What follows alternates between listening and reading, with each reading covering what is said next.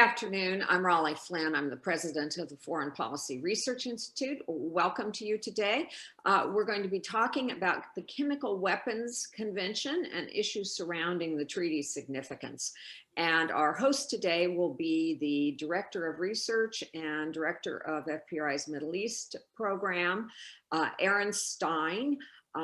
I'd also, before I turn it over to him, like to thank all of you who are our sponsors, our supporters, our members for contributing to help us do what we do.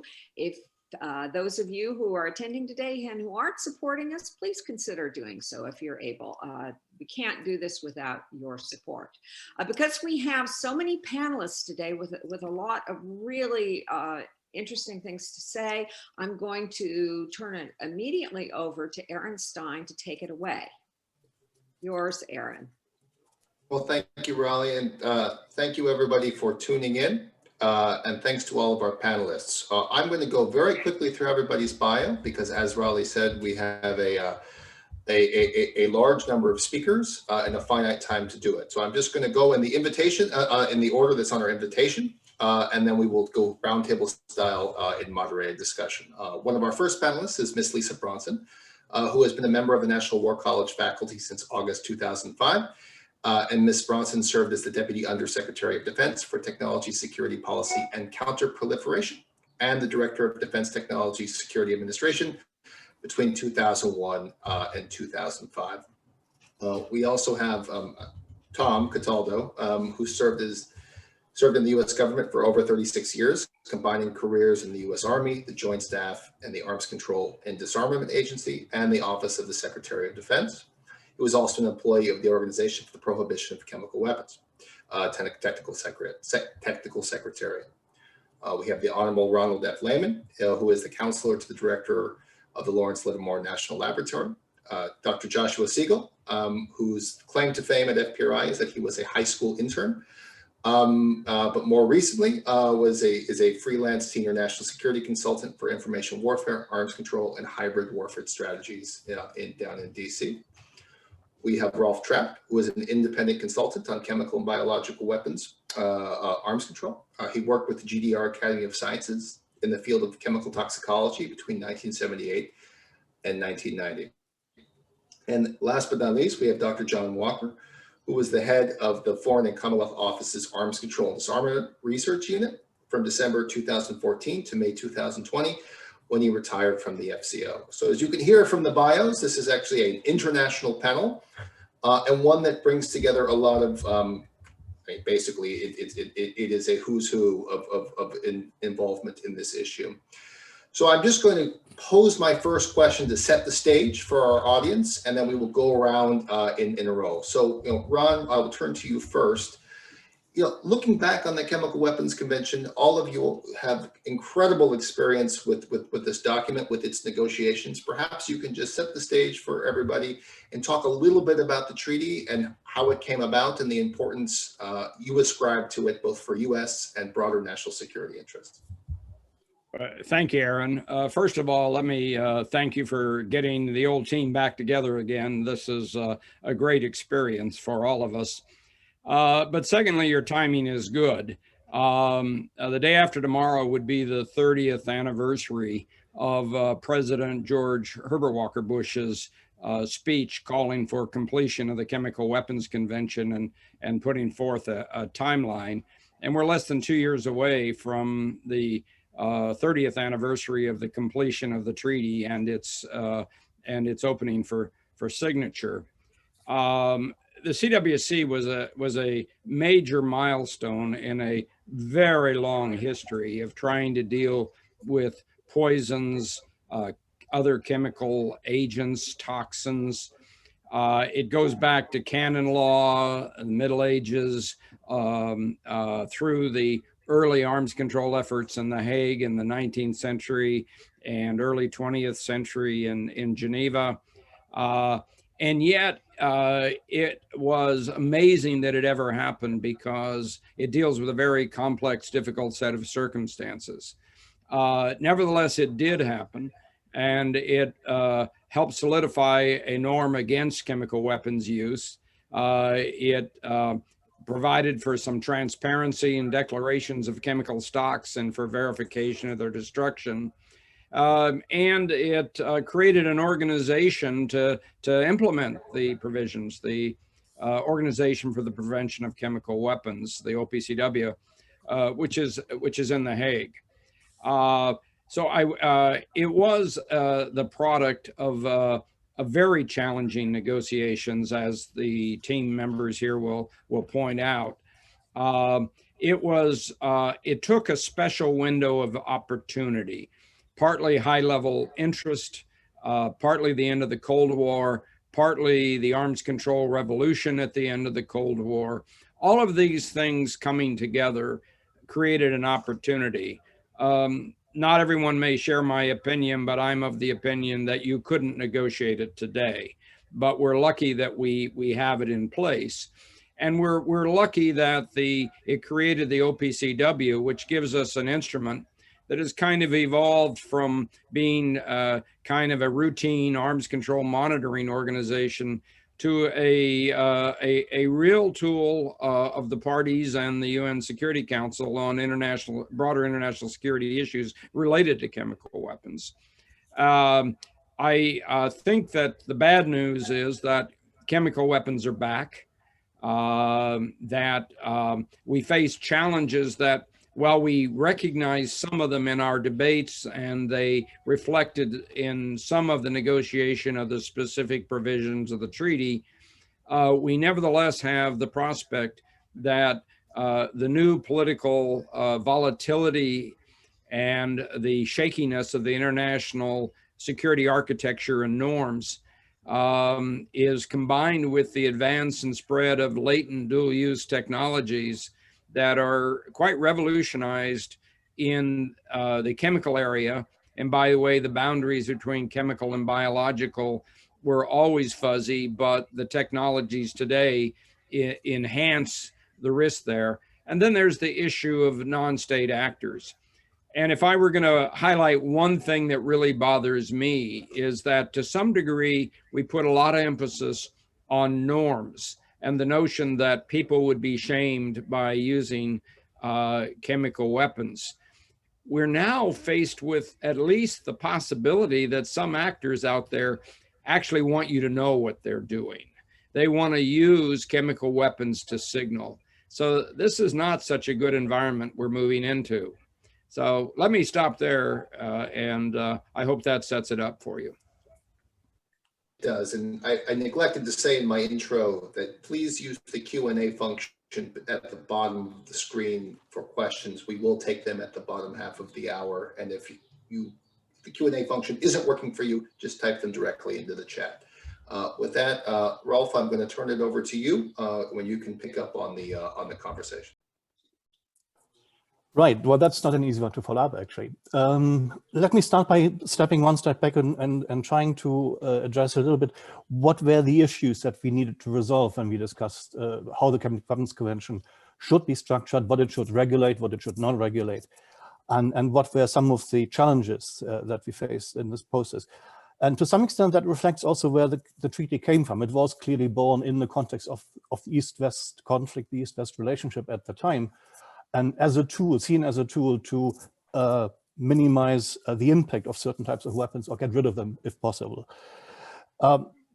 It was quite a long and tedious process of finding out how we can resolve some of these key questions. The first challenge is, what do we actually mean by chemical weapon? What is it that we want to actually regulate or prohibit in that treaty? And up to today, there are attempts by people to look at this treaty and say, give me the list of forbidden chemicals, the list of regulated chemicals that are banned by the treaty. And the answer to that is no, we can't actually do that. We can give you a list of chemicals we need to worry about and control more systematically than others. But what we are prohibiting is the use of toxicity of toxic chemicals as a means of war. And whether or not these end up on control lists or not is actually irrelevant. Even today, this is one of the issues that we hear coming this at us back again and again by commentators who haven't quite realized what this so-called general purpose criterion actually is, what it is supposed to be doing. We're banning in a very comprehensive manner the use of toxic chemicals as a means of warfare. And for that, we need tools, and tools are important for verification, for implementation purposes, for declarations, notifications, and all of these things. That's all important. But at the end of the day, it doesn't really matter whether somebody like in Syria uses chlorine gas or uses, which is not on the control lists of the Chemical Weapons Convention, or uses nerve agent. Both of these are toxic chemicals, and the moment you use them as a weapon in warfare, in armed conflict, you have used a chemical weapon. That has consequences for how you apply the treaty, but it is one of the fundamentals that one needs to understand and remember. And there were attempts in the process, in particular, for example, in the negotiations between the Soviet Union at the time and the US, about whether one could somehow define these more clearly and whether one can limit that scope in a way that is easier to grasp for lawyers, but also for implementers. But the point is you can't. You cannot draw a hard line that separates good chemistry from warfare chemistry. That line does not exist as such. Another thing that we needed to think about is, if that is the case, how do you deal with the fact that we all have a chemical industry, some of us very big chemical industries, which manufacture toxic chemicals all the time for very legitimate reasons. These are intermediates that are used for the production of plastics, of fertilizers, of all kinds of other products. So it was clear, in fact, that was already clear after the First World War, that you needed to think about how can you deal with the chemical industry? To what extent can you actually establish controls and verification measures? It's a balancing act between the impact on the economic side on the industry, the impact on innovation and on industrial freedom, but at the same time, the ability to have some transparency and to have a certain amount of clarity. And you have mechanisms that if there are issues, you can actually resolve these. And that's my third point. And that's one that's become more important in recent years, I think. This is with the convention, both with the treaty itself and with the establishment of the OPCW, we have established mechanisms to resolve conflicts. The whole point of addressing compliance is not so much to blame somebody or to have penalties against either individuals or states or what have you, but is to re-establish a situation where everybody is in compliance or is trying to be in compliance with the treaty requirements. And that's what these mechanisms are intended to achieve. And for a while that has more or less worked after the entry into force. We had situations where states were not able to implement certain aspects of the treaty, and we found ways to help them, we found ways to encourage them, we found ways to get them to think about what could they do. And also we had a feedback within the organization of providing assistance to countries if that was necessary. Today, we are unfortunately, if you look at Syria, in a situation where those mechanisms don't work the way they were supposed to be working anymore. They still work in a technical sense. They work as, I mean, we have a council. The council now actually does take decisions on situations in Syria. It actually has issued sanctions. But if the purpose of all of this is to create a situation wherein we are moving back to a compliance situation, then we have a problem at this point in time. And we need to think about how we address this and whether that can be addressed within the tools and mechanisms of the Chemical Weapons Convention, or whether we need other things that we need to add to the treaty regime, to both the legal framework and also the operational aspects. I don't have the answer to that, but I think that's one of the things that needs to be discussed. Now we'll come back to that exact point on the second round of the roundtable here. But John, I think it's over to you. Thank you very much. Well, I think first of all, I would say that I would agree a great deal. A lot of Ron and Ralf have already said, but I want to give a British perspective because I joined the Foreign Office in March 1985, and that was just less than a year since the US had tabled the draft treaty in April the previous year with the Vice President George Bush. Now, for much of the time between then and about 1990, the prospect of concluding a convention was remote. It never looked a likely possibility, and the main reason for that, or one of the main reasons, was arguments over verification. It was clear that such a treaty, for it to be effective, was going to require some novel approaches to verification, which until that time, most states, primarily the Soviet Union and its allies, and many of the non-aligned, such as China, simply didn't like the idea of on-site inspections. And you couldn't have an effective chemical weapons convention without on-site inspections of a fairly intrusive nature. One of the drivers for us in that period from the mid-80s towards the end of the decade came from the Prime Minister, who was very concerned about Soviet chemical warfare capabilities. And the driver for us was we had to make sure we got a convention that could address this problem. And therefore, we had to have effective verification in the convention. And that proved an extraordinarily demanding challenge for a number of reasons. Ralph's mentioned some of them, as is wrong, the definitional problems, dual use, how do you define toxic chemicals, which ate up an enormous amount of time, as did trying to work out how we went about verifying the chemical industry, who were not overly enthusiastic about inspectors tramping over their chemical plants, as commercial confidentiality was a major concern. So until about 1990, it really didn't look as if we were going to get anywhere at all with this convention. And I very much do agree with Ron's comment at the start that if we were to sit down today and try and negotiate such a convention, there just wouldn't be any possibility of agreeing it, because states simply don't like the sorts of powers that are in the convention.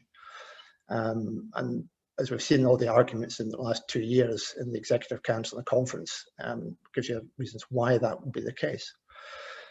It was really a confluence of factors. At the ending of the Cold War, the Soviet position on verification changed completely, and they were now accepting very intrusive verification, which made things possible.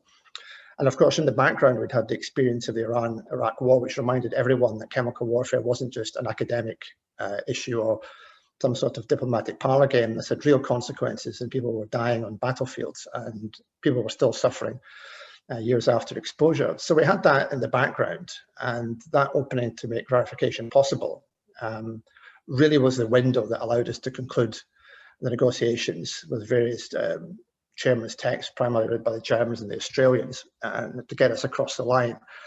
And it's interesting in retrospect, given the recent rows and arguments in the OPCW over decision-making, that when the organizational structure was being negotiated, its voting powers and its decision-making powers were agreed actually fairly early on in the proceedings. You would take a substantive decision on a 2/3 majority. The real sticking point and the last sticking point in terms of the organization was who got to sit on the Executive Council. And that's precisely because states realized that sitting on the council was where all the decisions were going to be made, and they wanted to be part of it, if for no other reason to stop decisions being taken that they might find uncongenial. So it was a really big ask in a complex number of ways. We didn't resolve all the issues, of course. The Preparatory Commission was given a task of about 24 unresolved tasks to grapple with in the PrepCom, which ran longer than we thought it would for about 4 years. And it was Ian Kenyon's comment, and Ian was the Executive Secretary of the Provisional Technical Secretariat. Ralf may remember this, that Ian commented somewhat wryly that at the end of the negotiations, we ended up with more unresolved issues than we started with. But none of this prevented the convention entering into force and operating fairly effectively until more recent years. So my experience of it was that the verification arguments were tricky. We certainly had those, and they're still evident today. And one of the other issues that was lurking around, particularly towards the end of the negotiations, was the issue of incapacitating chemical warfare agents, which is a key issue facing the convention now, and its longer term integrity. And I think that's going to pose all sorts of problems in addition to the sorts of challenges we're facing from Syria and Russian behavior. So with those remarks, I will close. Thank you. And so we just went, John, Lisa, then Tom, then Josh, then we'll do another round. So Lisa, the floor is yours. You're on mute, Lisa. There you go. Thank you. So the perspective that I come to this issue is as someone who spent 16 years in the Department of Defense, concerned with chemical and biological weapons defense. I agree with much of what has been said about the enormity of the achievement, the transparency, the norm, the structure. But evidence became apparent not too long after the signing of the treaty that not all parties to the treaty were negotiating in good faith. That while extensive work is being done on long lists of chemicals, and I take Ralf's point that the list of chemicals was meant to be illustrative, it was not meant to be exhaustive. Yet at least one country, in parallel with the extensive negotiations on those schedules, was developing a chemical weapons capability that was specifically not on the schedules. Now, that does not diminish the achievement of the treaty. But what it does remind me is that an arms control treaty is a tool. It is not a panacea. It has strengths and it has limitations. And one of the things that becomes important is to understand what those strengths and limitations are, and then how do you couple it with other tools like defense and other tools that perhaps for the types of things we are seeing today, we need to explore. Ralf, you used an interesting term, resolve, that I would gently take issue with. I have come to believe that these tools do not resolve anything. The best they can do is manage a difficult situation. The best they can do is to provide a structure so that when states of goodwill that are on the fence want to be part of the international community, we can create a way for them to do that. But for the determined rule breaker, an arms control treaty can be a facade for them to go ahead and appear to be playing by the rules when they are in fact seeking to take advantage. Thank you. That will lead us to the second round. But before we get there, Tom and then Josh. Thank you. I kind of break my career up into two phases. My first 8 years with the CWC, actually, I was a negotiator. Negotiating originally from the Joint Staff, where we had worked on INF, CFE, START, various bilateral arrangements between East and West or specific countries. Walking into the CWC, things changed where it became a multilateral aspect, and that changed everything. We were used to dealing with the Soviets on a one-on-one basis. We were used to dealing with NATO versus Warsaw Pact on virtually a one-on-one basis among our own groups. We could send in inspection teams that way to do certain things. Multilateralism changed that because we had different actors worrying about different players. So when you talk to the Egyptians about what they were worried about, they weren't worried about the same things we were worried about. The Israelis weren't part of the negotiations, but they were in the background working. China, all by itself, did not want anybody messing with its world. They had difficulty controlling parts of their world, as we came to understand as well, because the provinces were more independent than we expected them to be. However, they did not want anybody looking into what they were doing at that time.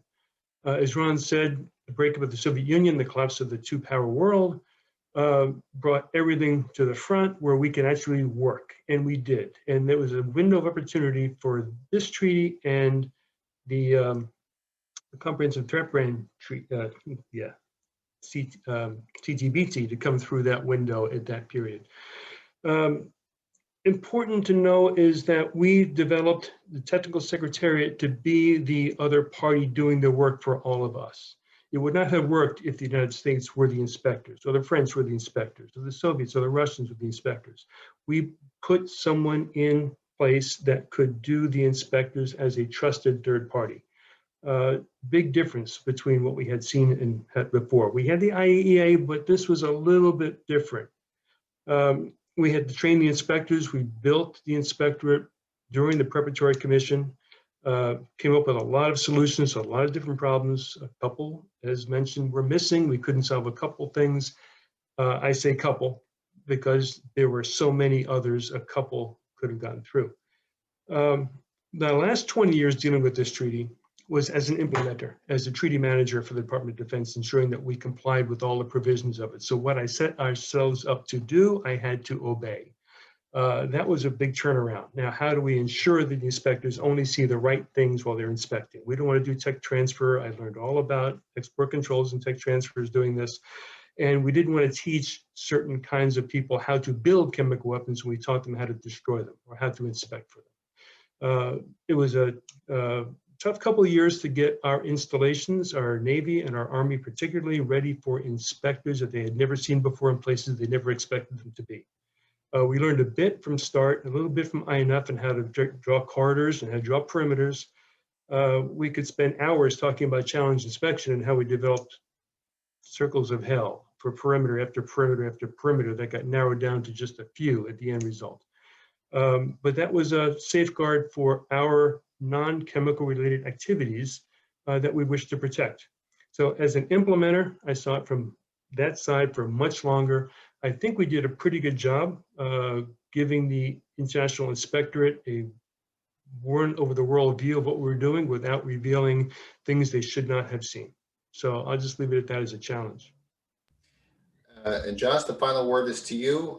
And I want to remind people to use the Q&A function so that I can begin to integrate your questions into the questions I pose to the panelists. We already have one, but please bring them on. So Josh, go ahead. First of all, everybody, I'd like to just say the first question on there is from another old member of our family, Mike Moody, which I know everybody will smile when they hear Mike's name. Hi, Mike. So I was the kid of the delegation, and challenge inspection was my personal circle of hell. As many people will attest, coming from one of the nuclear weapons agency, coming from first the Arms Control Disarmament Agency, which was all about intrusiveness, going to the Department of Energy and serving with the Defense Department, looking at how we manage access. Now, I'm going to look at two things. One is, since I'm still somewhat in the space, the concept of challenge inspection is the term that we often used was anytime, anywhere challenge inspection. And that was sort of the coup de grace, if you will, of the treaty. How do we accomplish something that, where we need to go anytime, anywhere there is something that could be of concern, to give you that ultimate little verification edge. Well, at the same time, how do you still protect that which you need to protect? And out of this came something that was one of John's favorite children, managed access. And that's a very historic thing, this negotiated managed access, which is where the more access you get, the more confidence you get. The less access you get, the more you actually assume risk and the less confidence you get. And that became a precedent for virtually every arms control treaty and arms control arrangement that followed, whether it be the United Nations Special Commission on Iraq, whether it's the CTBT, IAEA's enhanced safeguards. So it set a precedence of how do you do something. And I think a lot of people forget that that was born out of the Chemical Weapons Convention, because coming out of the 1980s, the idea of going anywhere or providing access to a potentially threat nation was completely out of our mindset. So I want to call attention to that from a verification standpoint, because the circles of hell basically helped you keep up your uncertainty and also how much risk you were willing to assume. So the less access, the more risk. The other point is, and this is what concerns me today, being again in this space, is I hear so many of my colleagues who weren't there at the time talking about how the treaty is rigid, how it's broken because it didn't cover Novichoks or fentanyls or all these other things, PBAs that are out there. And I take issue with that because all of us, and I can remember innumerable conversations where we discussed these very issues of how would the treaty bend to the science and technological spheres. And that was where, Ralf very articulately brought up the general use clause. And also, by the way, you won't be able to see it because I have this thing, but I'm sure Ralf got a lot of royalties on this. The tome that is the international interpretation of this treaty that also brings it very clearly. The schedules are illustrative. They're not definitive. And just because something is not on the schedules does not mean it's not covered by the treaty. The treaty covers everything. I remember very clearly we were debating the conversation, we had a discussion about botulinum toxin. And I was sitting there, and I think the Chinese were arguing that we should put it on or something like that. And we started passing around, and it was at the same time that the Biological Weapons Convention's RevCon was occurring, which is, oh, by the way, the time that the coup occurred in the Soviet Union or Russia at that time. So we were dealing with that whole mess. But there was an article that was passed out about how botulinum toxin was going to be used for muscle twitches and cosmetic purposes. And we started passing this article around. And I said, well, I guess we can't put that on Schedule 1, can we? So it was something very much a part of what we did. And so anybody who believes that the schedules define what the treaty covers doesn't understand the treaty. And we need to understand it was meant to be flexible, meant to grow, and meant to be based upon the broad scope of Article 1. So I'll stop there. Yeah, I mean, I can get botulinum toxin at my dentist if I wanted to pay a little extra when I get my teeth cleaned. I'm going to go around it's 2:32 and I want to make sure we get to questions, but the main theme that came up throughout the first round is some of the challenges, right? And I think I think one of the panelists, I can't remember which, talked about the return of chemical weapons. You know, as we saw them quite used a lot in the Iran-Iraq War context, we've seen them make a return both as a method of assassination, the Novichoks and the use in Salisbury in England, and on the battlefields in Syria, and perhaps the challenges that poses to the presumed normative use, the presumed norm against the use of chemical weapons, and perhaps what that means for the treaty moving forward. I'm thinking we can just go back in order, and if you want to play off of each other, we can do that, and then I'm going to bring in some of the questions. So, Ron, do you want to go first, and then we can just go quickly, and then we'll bring in some questions. Well, let me just make a few points. On the issue of whether the limits and constraints should be built around a definition versus a list is a generic problem in any regulatory process. Lisa is an expert on export controls. She understands the long history of the issue of, do you name the country or you describe the behavior that would capture that country? And there are advantages and disadvantages to both. But the important thing to understand here is the problem is chemistry in part. Chemistry, especially organic chemistry, produces an incredible number of substances. And those substances interact with biological organisms, some positively, some negatively, and sometimes contextually. And sometimes the difference between a chemical that is a bad thing and a chemical that is a good thing is maybe one small element difference, or maybe even just the shape of the molecule.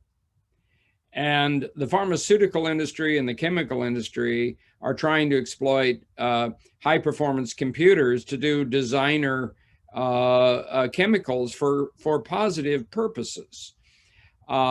But it isn't all positive. And the classic case is the one we find in law enforcement, where you have narcotics and addictive substances. And the police are, they say, give me a list of what is bad. But the problem is people are creating new recreational drugs faster than they can appear on the lists with the police. So we're in a bit of a brave new world, and it's going to be a challenge. So when I say they're enduring issues, they are enduring. On the other hand, I think that if you go back over the history of the CWC, you see that there are lessons learned. We can improve our performance over time. Let me just say one thing briefly about the on-site inspection, intrusiveness, transparency issue. We had problems on databases because, frankly, there were countries that had chemical weapon stocks they never wanted to declare because it would be an embarrassment to them.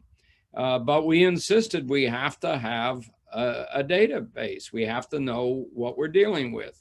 We're not sure we ever got all of what we wanted from some places. Likewise, the issue of sensitivity to inspection is not just, are you going to get caught cheating? That's in itself a problematic question. But it is the issue of what's the risk versus the benefit. And I have to say that when the concept of anytime, anywhere, no right of refusal of an inspection was put forward as a means to make verification of the CWC minimally credible, We actually have to thank our British colleagues, our UK colleagues, for introducing the concept of managed access, because there are secrets that must be kept. There is sensitive classified information. And not only that, but since a lot of the chemical industry is in the private sector, there are privacy issues, property rights issues, intellectual property issues. So these are real issues. I think we've come a long way in learning, but let me give you one example of a lesson that we learned that was incredibly valuable. We were very nervous about intrusive inspections at highly sensitive sites. And guess what we discovered? Our security at those sites, many of those sites, was terrible. And it was, in fact, that we had to work out how you might inspect, that we learned how vulnerable so many of our sites were to espionage from the other side. So I'll stop there. Thanks for that. And Ralf, over to you.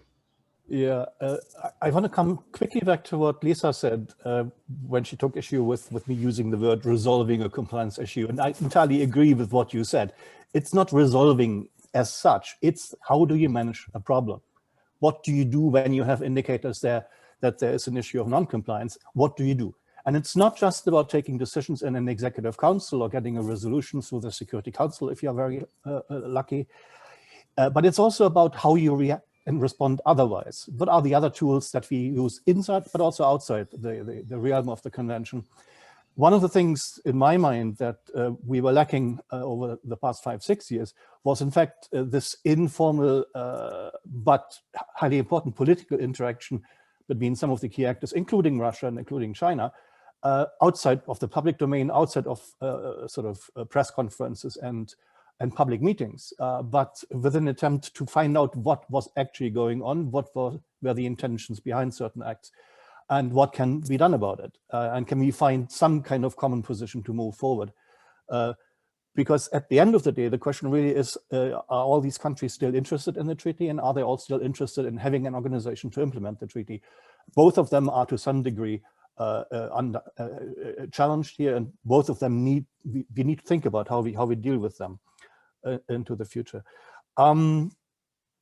The other thing I wanted to basically just strongly support was the point made by Tom Cataldo about multilateral approaches change things fundamentally from a bilateral context. There are things that come into the game plane that weren't there before, and also intentions are different, and the whole thing is more complex. And it is then important that you have this trusted agent who is accepted by everybody in this context as somebody who provides at least the evidence base for decision making and for discussions at the political level. So that was important in the context of setting up and operating the technical secretariat and its verification activities. When you then run into situations, as we've seen them in Syria, where some of the negotiated and well-established mechanisms that had not been used actually in practice, like challenge inspection, would not be an easy tool to use in that context, and you start improvising. One of the penalties for that is, of course, that you end up with ad hoc mechanisms that are arranged, in a sense, with the consent of the party you were inspecting. Now, that would have been in a negotiated context as well, but here you're operating on a much shorter time frame and in a very particular political and also a security context. And so that actually creates a lot of pressure and also uncertainties for the technical secretariat, and it makes it vulnerable to accusations about bias, to accusations about non-professional conduct and things like that. So it's important that we find ways of strengthening the position of the secretariat, but also to make sure that the secretariat understands itself. It needs to be there as a sort of an unbiased, neutral agent who has an interest in the treaty primarily, and not so much in some of the political arguments that are going on. Yeah, that's perhaps all I wanted to say. Great. John, anything to add here? You're on mute, John. Yeah, a few things. Tom's phrase about the perimeter process circles of hell. because I think we had a rather more impolite description of the US proposals on perimeter negotiations, which drove us to complete distraction. But the interesting thing here was that I mentioned earlier that Thatcher was very concerned about Soviet chemical warfare. And our instruction was to come up with an effective verification mechanism, but also took account of what happens if international inspectors will let into Aldermaston or GCHQ. So how do we square this particular circle by giving enough access to convince inspectors who would be international civil servants that we were not either making or hiding chemical weapons, but also protect those things that needed to be protected. So we embarked on a program of exercises at government establishments of various and increasing levels of sensitivity to test out some key questions. Can you let people in, and can you show them enough? It actually took us 2 years to talk our way into doing an exercise at Aldermaston, because the management there had the basic reaction was, you want to do what? This didn't go down too well, and there were concerns about impact on the program there. But one of the key lessons for me from that exercise, and then subsequently we did more work at nuclear sites, is actually you could let people in and you could show them a hell of a lot without giving away the crown jewels. And very often that what we found was that the things that they were most acutely concerned at when we were standing in front of it, the immediate reaction was, is this it? What's the deal here? Nobody's going to notice this from a chemical weapons inspector's point of view. And they're going to have to describe it with extreme accuracy to someone who does know about these sort of things for them to derive any meaningful or valuable information about it. So the net result of that program and the work we did subsequently was, yes, you can let people in and you can show them a hell of a lot, but you don't give away the crown jewels, which was our key requirement. And that took a lot of effort, a lot of intellectual commitment and imagination to solve that particular problem. A big irony for us, of course, is having solved that problem, the US wrote itself back from its own challenge inspection provisions. Anywhere, anytime did not become a favourite US policy, and the position always was the position was under review. And we'd actually heard from Richard Pearl, who told one of our senior officials that the whole proposal was meant to be put as an embarrassment to the Russians, who knew perfectly well couldn't accept it. So it was a bit of a shock to him and others when Shevardnadze came to Geneva and said, this challenge inspection stuff, where do I sign? I want to accept.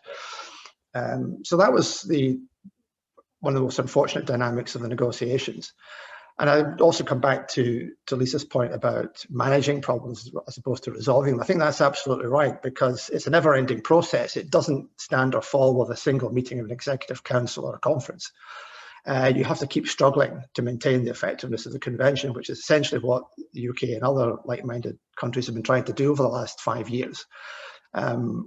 We have to keep at it, and it's never going to stop. And we know that people like the Russians, who have been cheating and lying over chemical and biological warfare for over 100 years, that's not going to change anytime soon. So we have to keep fighting and maintaining the integrity of the convention, and that's not always an easy thing to do. Lisa and Tom, I want to bring in a question from the audience, in addition to the question I posed about the challenges of Syria and Russia and the Novichoks, which is from Amanda Moody, which is, because Tom, you mentioned you had to implement the treaty that was negotiated, and one of which was the challenges that the United States in particular had in destroying its own chemical weapons stockpiles. And I'm just going to read it here. I'm just going to read, we still continue to come under fire from certain states or parties for not yet having completed destruction. Have we, the United States, done a good enough job telling the story internationally of those challenges? And are there ways that we can do better in messaging our destruction efforts, both to demonstrate US compliance, but also to deal with possible future destruction challenges that may come up from countries that haven't yet joined the treaty? So throwing a curveball into your answers, both on the question I posed and then the question from the audience. So Lisa, to you, then I'll come to you, Tom. So destroying our chemical weapons stocks was a nightmare.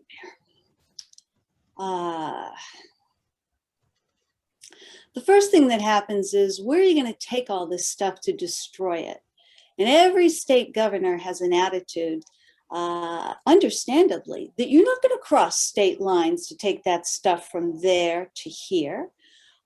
When we retrograded the chemical weapons out of Germany to help Chancellor Kohl, the amount of secrecy and the amount of technology that had to be done to do that safely was phenomenal. and I'll let Tom talk more about some of those specific challenges.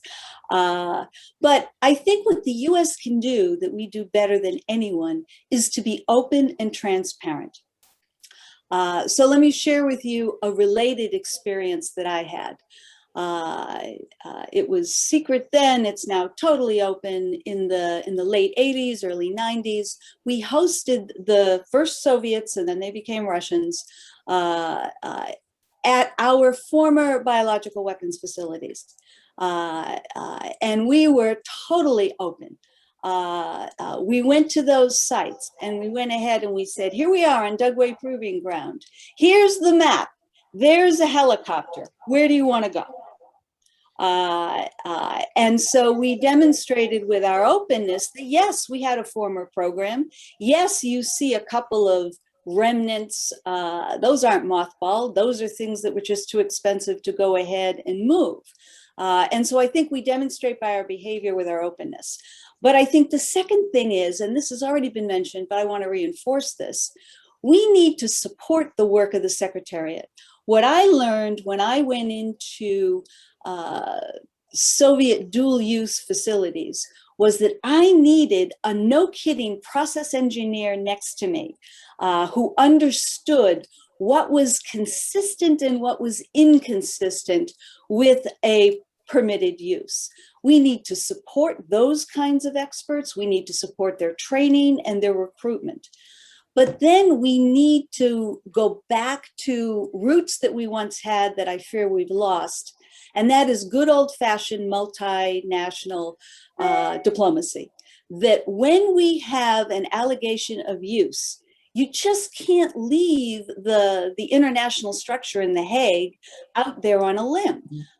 You need to jump on that use. You need to then go through the tough work of explaining what these somewhat ambiguous signs mean so that you can rally support and go ahead and take action.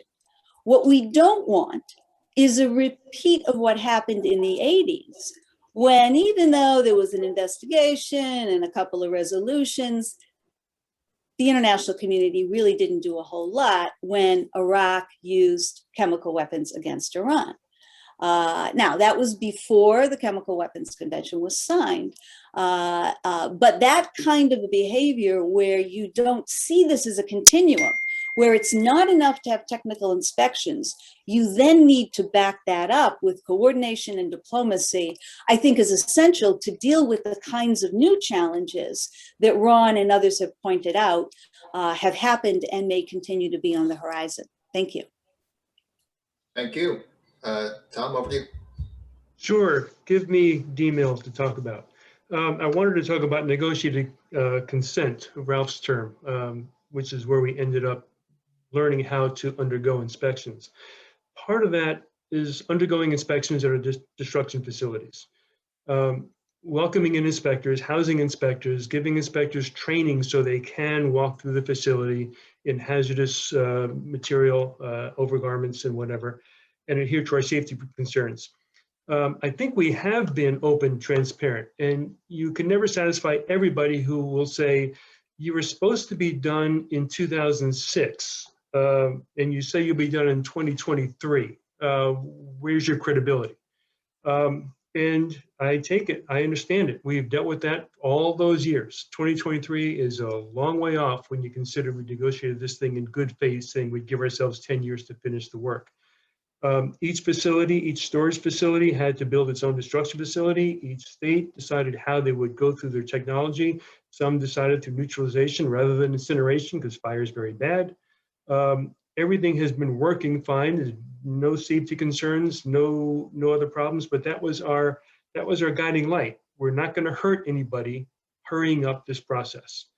And we've had to accept the criticism, knowing that we have not hurt anybody undergoing that process, using very dangerous chemicals and using cutting edge technology to dispose of those chemicals in a safe manner. Other than that, I'll point you to the program manager for D-mail, and he can have pages and pages of stuff for that. Josh, anything to ask, to add to this? No, I have nothing to add. I mean, the part of the problem is that the U.S. is trying to do it the safest way, and we have a lot of regulations to go through. But the whole key thing is we have been very transparent and very open about our delays. We're not trying to hide anything. We've had and it's not exactly the cheapest thing in the world either. And that's another thing people don't tend to realize is doing things in the environmentally sound way we do it and in the open way we do it also it slows things down as well. I do have to, the one point though, I want to go with John that we have some commonality on, whereas John and I not only have great choices of backgrounds, but when John was talking about how he invented managed access, I want to recall for him, just since we like to add a little flavor from the negotiator perspective, what managed access was called before it was called managed access. It was called ransack. So if you ever wanted to try to get people on board, there was ransack before that. Over. John, go ahead. Yeah, and sorry, Josh, you've got the history slightly askew of that one. Let me explain how it worked. When we got the instructions from Thatcher, the first concept was developed by Paul Schultz, who was in the Defence Arms Control Unit of the Ministry of Defence, was Iterative Managed Access. ITMA was the acronym. ITMA was a World War II British radio comedy program called It's That Man Again. Now, ransack came when we looked at this a second time round when the practice and inspection program came along. And the first time we looked at this seriously was at RAF Horrington, which at that time stored RAF nuclear weapons. And the issue was how many bunkers could the inspectors be allowed to access? And the concept that was developed by MOD and Port and Down experts was random selective access, i.e. the inspectors can choose any of these 20 or 30 bunkers to inspect, and they could inspect up to a certain number, which of course would not be revealed to them. We may have a bottom line of 6, but we wouldn't tell them that, for example. So the acronym then entered into the lexicon in the UK system, and then the one that Josh was alluding to was ransack, which was not a very happy acronym, because when you went to people to explain you were going to do an exercise in their site and ransack was part of it, that didn't go down too well. But random selective access was constructed to deal with large numbers of storage facilities where nuclear weapons or other sensitive stores were held. It's still in the UK instructions for challenge inspection to this day. Lisa, I saw you put your hand up. Did you have something to add? Yeah, enough time has passed. I suppose I can say what I'm about to say. When I was on the Chemical Weapons Convention negotiation, I was very young. I was a lawyer by training, relatively inexperienced in Washington. And I remember going to a senior member of the US delegation. I'm seeing Michael Moody's comment that challenge inspection was absurd. I remember going to a couple of senior members and saying, anytime, anywhere, if I put my cynic hat on, it looks like a poison pill. It looks like you don't want this to go ahead and succeed. And so I don't think the United Kingdom gets enough credit for saving that aspect of the treaty. If you had not gone to managed access, challenge inspection anytime, anywhere was not going to survive. We couldn't have lived with it. And I dare say no one else could have lived with it. Anyhow, just wanted to throw that in there. Tom, I saw your hand go up and we have 5 minutes left, just a 5-minute warning. So Tom, go ahead. Quick, total agreement with Lisa.